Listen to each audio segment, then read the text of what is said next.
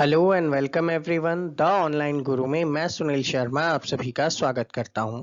आज की इस सेशन में हम राष्ट्रीय मिलिट्री स्कूल के कॉमन एंट्रेंस टेस्ट 2022 जो कि 18 ऑफ दिसंबर के दिन ऑर्गेनाइज हुआ था, इसके साइंस का पेपर सॉल्व कर रहे हैं जो कि क्लास 9th एंट्रेंस से रिलेटेड है। ऐसे ही रेगुलर सेशंस हम आपके लिए लेकर आते हैं। इन सभी को देखने के लिए चैनल को सब्सक्राइब कर बेल आइकन प्रेस करना ना भूलिएगा। सेशन स्टार्ट करने से पहले आपको इन्फॉर्म करना चाहूंगा, हमारी तरफ से ऑनलाइन क्लासेस भी प्रोवाइड की जाती है जो कि RIMC, RMS, ऑल इंडिया सैनिक स्कूल, जवाहर नवोदय विद्यालय जैसे एंट्रेंस एग्जामिनेशंस के लिए अवेलेबल है। अगर आप हमसे जुड़कर ऑनलाइन क्लासेस के थ्रू प्रिपेयर करना चाहते हैं तो दिए गए नंबर 7737653468 पर व्हाट्सएप के थ्रू भी डिटेल्स ले सकते हैं। तो चलिए शुरू करते हैं। क्वेश्चन पूछा गया है, असलेरेशन एक वेक्टर क्वांटिटी है जो क्या क्या वैल्यूज इंडिकेट करता है। तो आप सभी जानते हैं कि असलेरेशन अगर इंक्रीज करोगे तो पॉजिटिव होगा, डिक्रीज करोगे तो नेगेटिव होगा, और अगर सेम कांस्टेंट है तो जीरो होगा। तो ऐसे में पॉजिटिव, नेगेटिव और जीरो आपका यहाँ पे आंसर होगा। नेक्स्ट क्वेश्चन में बोला गया है कि दो बॉयज हैं ए एंड बी जो अप्लाई कर रहे हैं फोर्स ऑन ए ब्लॉक। अब सपोज करो ये एक ब्लॉक है, इस पे ए और बी फोर्स अप्लाई कर रहा है, इधर से ए अप्लाई कर रहा है और इधर से बी अप्लाई कर रहा है। ओवरऑल आपको क्या देखने को मिलता है, block move toward the boy A. Block जो है ना वो ए की तरफ मूव किया, तो इससे आप सीधा सीधा बोल सकते हैं कि ए का जो फोर्स है वो ज्यादा है, बी का फोर्स ज्यादा है और ए का फोर्स जो है वो कम है। तो देखिएगा, magnitude of the force applied by A is greater, नहीं, ए का अगर ज्यादा होता तो बी की तरफ मूव करता, A is smaller than that of B, तो ऑप्शन नंबर बी जो है वो आपका यहाँ पे आंसर होगा। The distance between any two compression और रिफ्रैक्शन, ये जो वेवलेंथ में आपने देखा है ना कंप्रेशन एंड रिफ्रैक्शन होते हैं, तो उनकी जो डिफरेंस है लॉन्गिट्यूडनल वेव में, उनको क्या कहा जाता है। तो भाई देखो, ये जो है ना इनका डिफरेंस लैम्डा अपॉन 2 होता है, यानी कि आप सीधा सीधा बोल सकते हैं कि हाफ होता है। तो हाफ वेवलेंथ आपका आंसर हो जाएगा। द फ्रीक्वेंसी ऑफ सबसोनिक, देखो जो सबसोनिक है ना उनको हम लोग इंफ्रासोनिक भी बोलते हैं, और इंफ्रासोनिक जो है ना वो साउंड 20 हर्ट्ज से बिलो का होता है, तो लेस देन 20 हर्ट्ज, यानी कि ऑप्शन नंबर सी आपका आंसर है।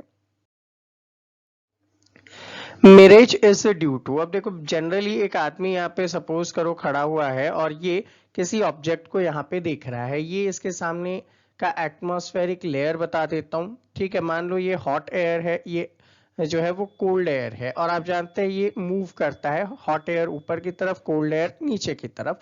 तो जब ये किसी ऑब्जेक्ट को देख रहा होता है ना तो उसका रिफ्लेक्शन इसको दिखाई देता है। तो अनइक्वल हीटिंग की वजह से, जो एटमॉस्फेरिक डिफरेंस है उसकी वजह से ऐसा इसे दिखाई देता है।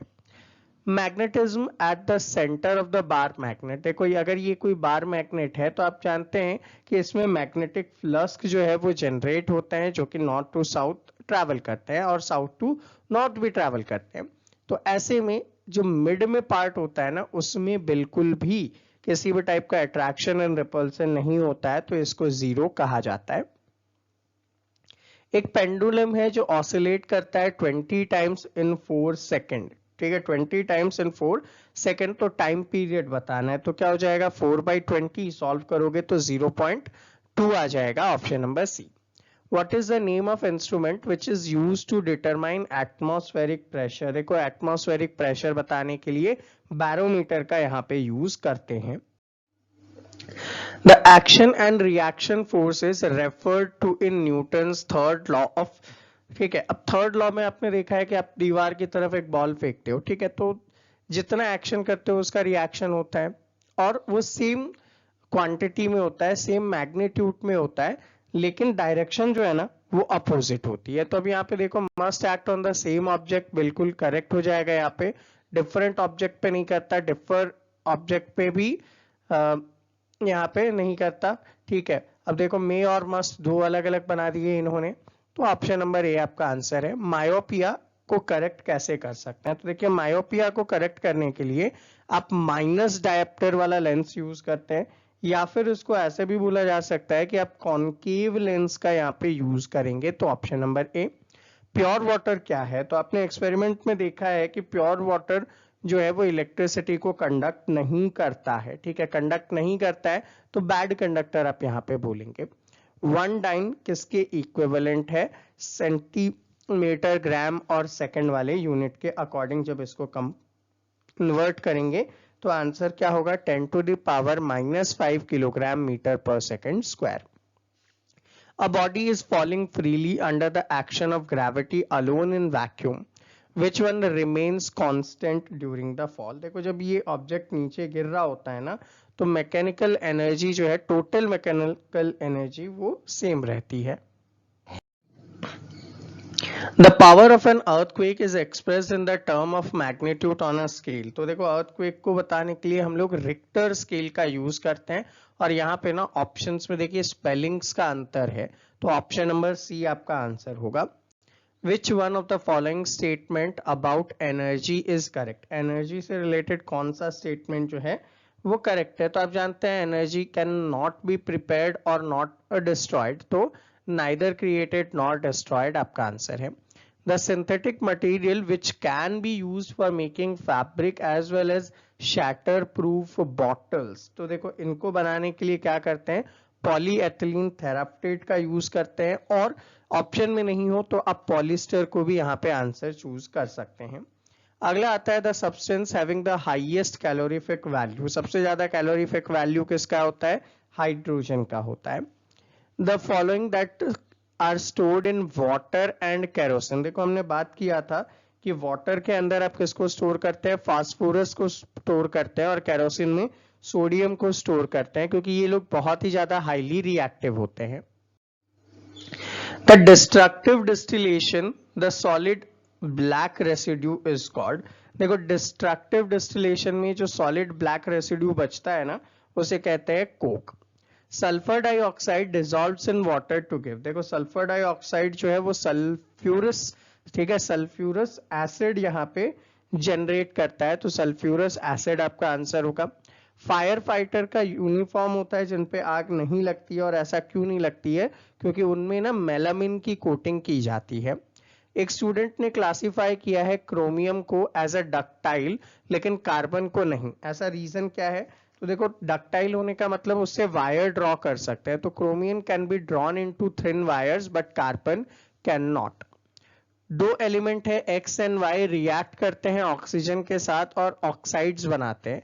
उनको जब आप वाटर में डिसॉल्व करते हैं तो एलिमेंट एक्स जो है वो फॉर्म करता है हाइड्रोक्साइड को, जो कि बेसिक नेचर में होता है। तो बताओ भाई एक्स और वाई क्या है? तो देखो एक्स जो है ना वो एक मेटल हो जाएगा और वाई क्या हो जाएगा, एक नॉन मेटल होगा।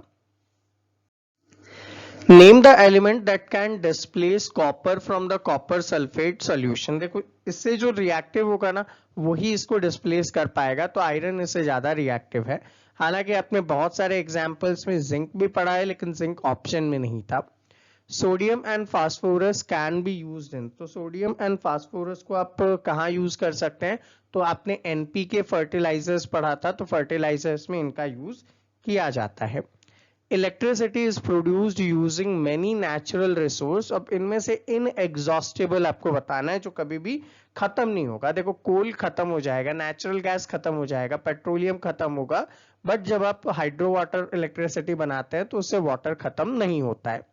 बाई प्रोडक्ट जो ऑब्टेन किए जा सकते हैं कोल को प्रोसेस करने के बाद, एक मैन्युफैक्चरिंग प्लास्टिक सिंथेटिक डाइज वगैरह को बनाने के बाद, तो भाई ये जो बाई प्रोडक्ट बचता है वो पैराफिन वैक्स कहलाता है। शूटिंग स्टार्स को क्या कहते हैं? तो मेट्योर्स कहते हैं। ऑप्शन नंबर सी आपका आंसर है। नेक्स्ट क्वेश्चन है थर्मोसेटिंग मटेरियल कंसिडर्ड वर्सेटाइल। चलिए आप ही से पूछता हूं, यहाँ पे आप देख लीजिए थर्मोसेटिंग मटेरियल कौन सा है, वही आंसर नीचे कमेंट करके बताइएगा। Production of thyroxine requires. Thyroxine बनाने के लिए किसकी रिक्वायरमेंट होती है? तो आपके बॉडी को ना आयोडीन की रिक्वायरमेंट होती है, जिससे आपकी बॉडी क्या करती है, थायरॉक्सिन हार्मोन को जनरेट करती है। Cell wall of which of these is not made up of cellulose. ठीक है, जो सेल्यूलोज से नहीं बना हुआ होता है। तो देखो सेल्यूलोज से नहीं बनने वाले जो है ना वो कौन कौन से? सेल्यूलोज किस किस में होता है? बैक्टीरियाज में होता है, ठीक। और कहाँ पे देखने को मिलेगा? नॉट मेड, तो भाई बाकी सारे हो जाएंगे। तो ऐसे में आप बैक्टीरिया को आंसर में चूज कर सकते हैं। Sowing the seed manually is known as, जब आप मैनुअली इनको सीड लगाते हैं तो इसको क्या कहा जाता है, ब्रॉडकास्टिंग कहा जाता है। Next, coloured bodies found scattered in the cytoplasm of a plant cell, तो उसे क्या कहते हैं हम लोग, प्लास्टिड कहते हैं, क्योंकि कलर्ड बॉडी यही है। The level of glucose in the body is controlled by, आपकी बॉडी में ग्लूकोज को कौन कंट्रोल करता है, तो पेनक्रियाज कंट्रोल करता है। इससे निकलने वाला जो इंसुलिन हार्मोन है वो इसके लिए रिस्पॉन्सिबल है।